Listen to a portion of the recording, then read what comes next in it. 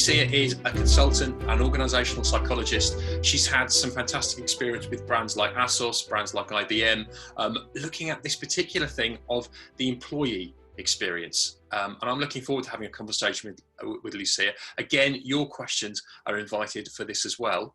But firstly, I suppose, Lucia, good morning. Good morning. Hello there, how are you doing? Very well, thanks. Very happy to be here. I've enjoyed Naveed and Sandra so much, and I think their presentations are actually going to build up into what we're going to cover, which is the employee experience and how we can use design thinking to actually make it richer. So firstly, I suppose, tell us off by, start us off by giving us your idea of what that connection is between design thinking and employee experience. We're used to thinking about design thinking in terms of sort of producing our product, looking after our customers. Why, in your view, are we now looking at the employee experience? Just like customer experience, I think customer experience is successful and it's a good way to respond to the customer's needs. At the same time, we actually need to think about our employees, who are the ones delivering that experience. So it's not just about delighting them, it's adding value. So what employee experience does is uses the same tools, for example, journey mapping or collaborative design or design thinking itself. So design thinking will start with empathizing with what your employees are feeling, what do they like, what they don't like, especially. And you start with a persona maybe. It could be your regular employee in any organization, in any industry. And what it looks for is for creative ways to solve a problem. It could be something related to the employee journey as a whole. When we look at the employee journey, you start normally thinking, oh, this starts with the onboarding. Actually, it starts way before that, because it starts when the person is being recruited or when they see an ad on LinkedIn about this. So I think it's very rich to, first of all, I would invite you all to think about your employee journey when you were recruited for the company you're at this time. How was your onboarding experience? And after that, how it was, meeting the team. How was learning and development initiatives and also performance management? That can be a painful experience for some, because normally in the organizations I've worked with, I've noticed that normally people tend to have more pain points within performance management, and so does HR from their perspective. But it doesn't stop there. It goes to career planning as well. How do you plan your career within an organization when the market is actually so aggressive that people do not stay in the same job for long? And also it doesn't end with the offboarding. It actually ends with any post relationship you can have with the brand on what your experience was, but it's always looking at that journey. So I do think design thinking does bring a lot of, useful ways to work that out and find creative solutions that are not only on HR shoulders, but as seen as a business initiative.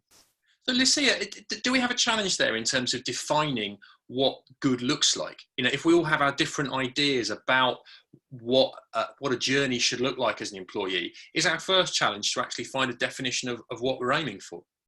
Absolutely, because when we talk about great employee experience, we actually need to talk about the journey first within the organization, and this goes through the different phases. But there are two aspects that I think are very important. The first one has to do with alignment, and it's also linked to culture. And I think we've all heard this phrase of culture eats strategy for breakfast. I like it when they push it further and say that it eats culture eats strategy for breakfast, lunch, and dinner. Which is one of the things. So within your culture, any shared characteristics among people, I know you might think, just like you have different customers and that they like to be communicated in different ways and they like different services or products, the same happens within the organization. You have different types of personalities within the organization. I'm not saying we're going to make everybody happy, but I think we should aim to get enough feedback from the employees to actually make at least 70% of them happy in terms of delighting them with services.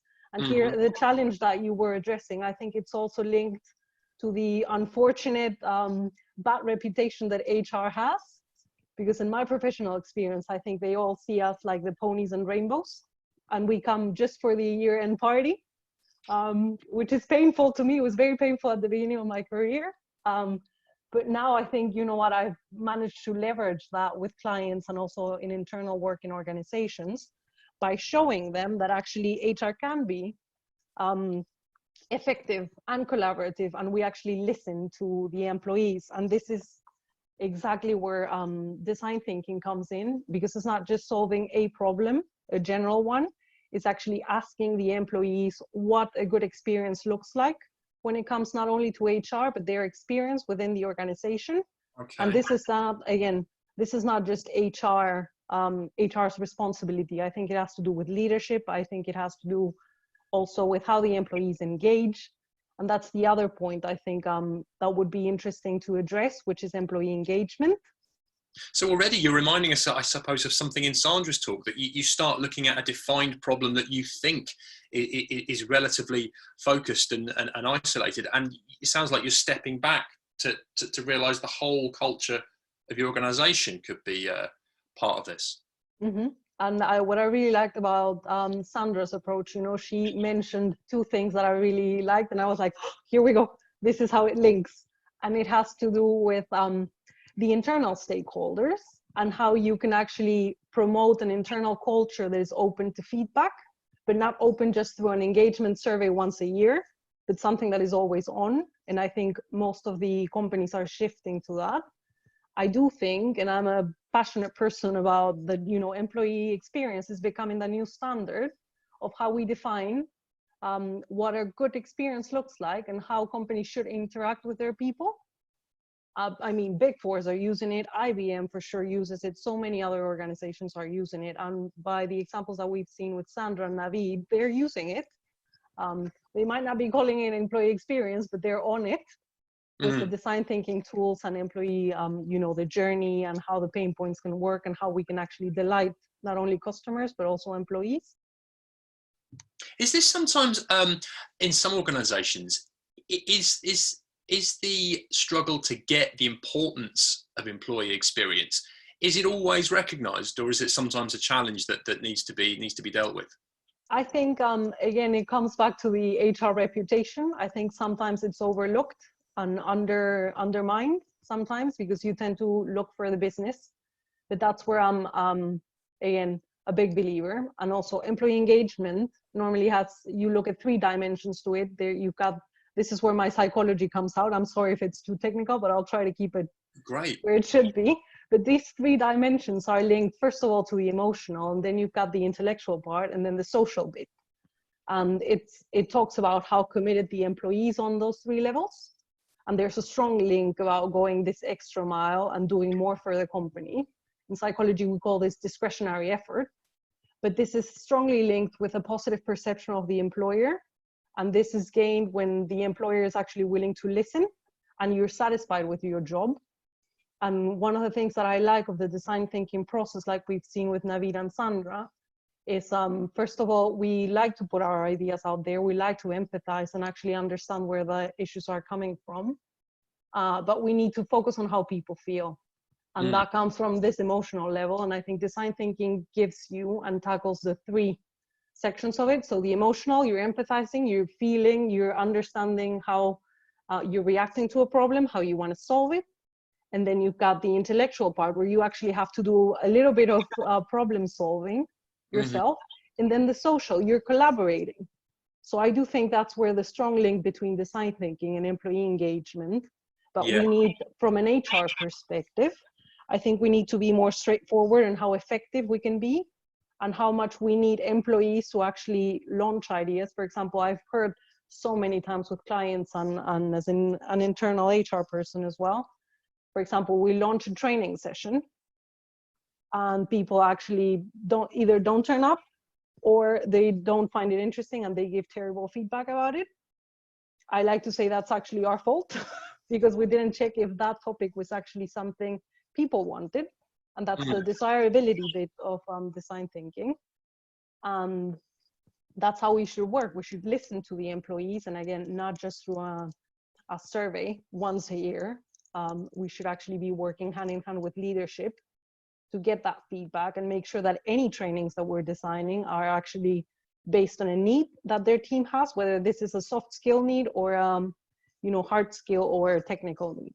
So you're saying it almost sounds like you're building a picture that the foundations need to be right. You can't just rock up and say, let's do design thinking when it comes to our employees. You're saying in order to do that, you need to really listen. In order to really listen, you need to gain that trust and gain the respect as an HR department. It sounds like it can be a big challenge.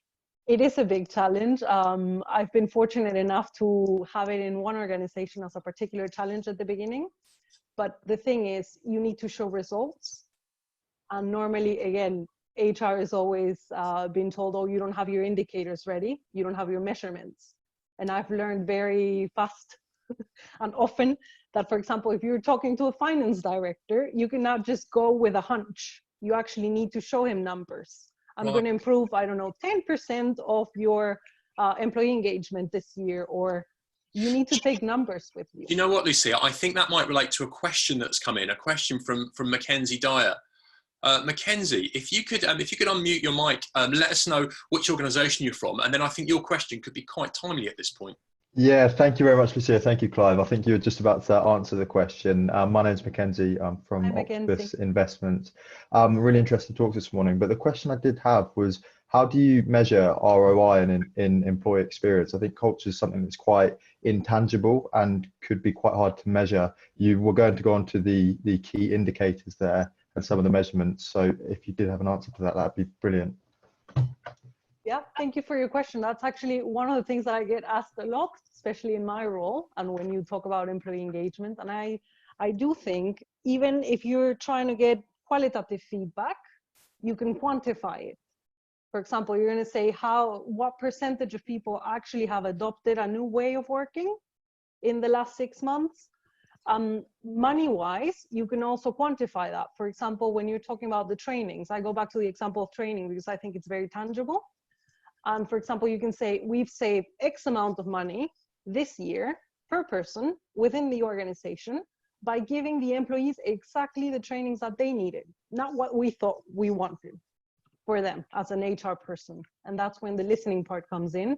So yes, you can actually identify that as well and quantify it again, but it starts from a qualitative perspective and from how people are responding more than from a money perspective. It can be turned into a money indicator, but that depends on what part of the journey you're looking at. I hope that answers a little bit your question, Mackenzie.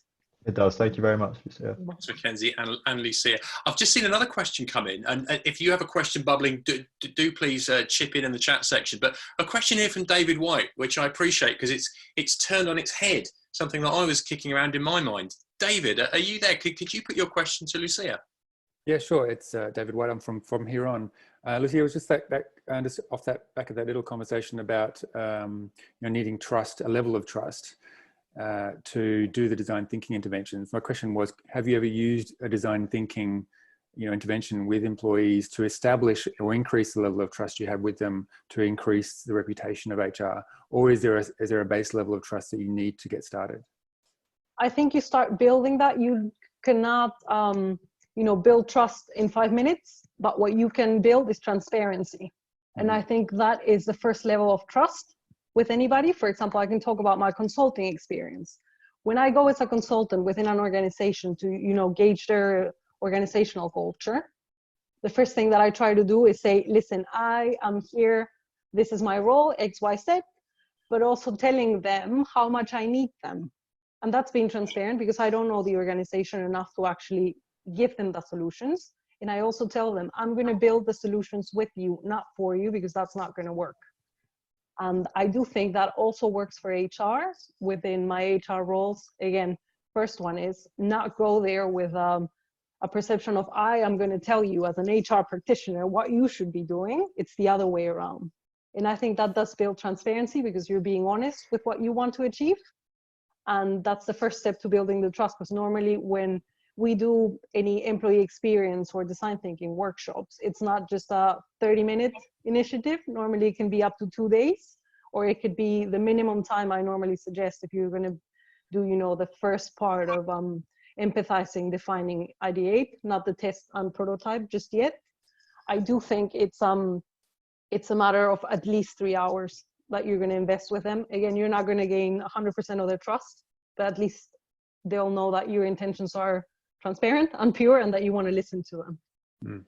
So I hope that answers a little bit your that's question. Great. Have you used, just a quick follow-up question, have you used this sort of method also to create the agenda for HR? You know, HR often has an idea about the things it wants to get done in a year. Have you ever used this input, you know, and co-creation method with employees? Absolutely. It's funny that you mentioned that, because I just published a book about that, about effective HR. What we normally do is just check the whole journey and then split it into phases. Normally, when you look at the employee journey, you think about 3 main points, which is the onboarding, any development that you can have with them and their career development, and the offboarding. But I like to think we've got 6 phases at least within that journey. So what I've done with HR departments before is review how consistent the experience is, because what you often find, a little bit more than I would like, is that the recruitment and hiring and the onboarding are absolutely fantastic. People are in love with the brand, in love with HR, etc. But when it comes to other phases, such as learning and development or performance management, it falls flat. It's not even, you know, it goes medium, it just starts going down. And I think that's where you can start looking at the pain points at each phase and how you can make them consistent. So the employee doesn't have a wonderful, you know, balloon colorful first day. And then you ask them 6 months later and they're like, yeah, I do remember some of the values, not all of them.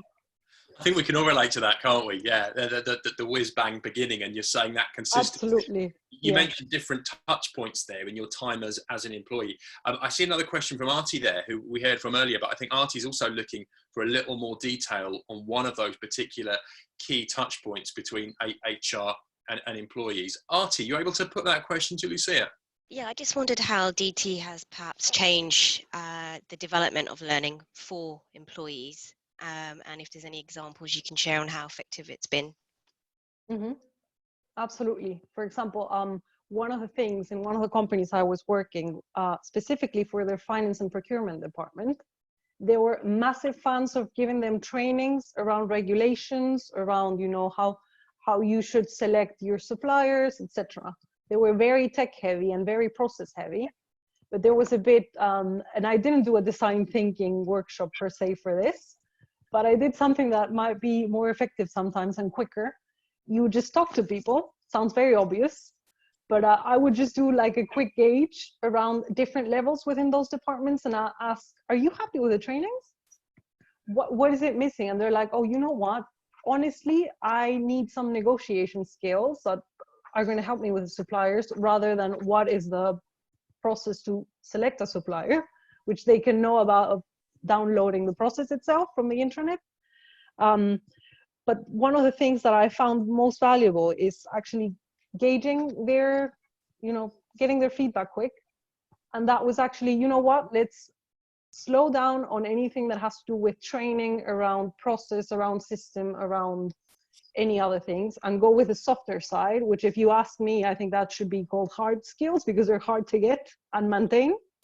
So in a way, I do think people do need lots of soft skills, and that's how I've done it. I've just quickly spoken to people, and I had the answers in 15 minutes.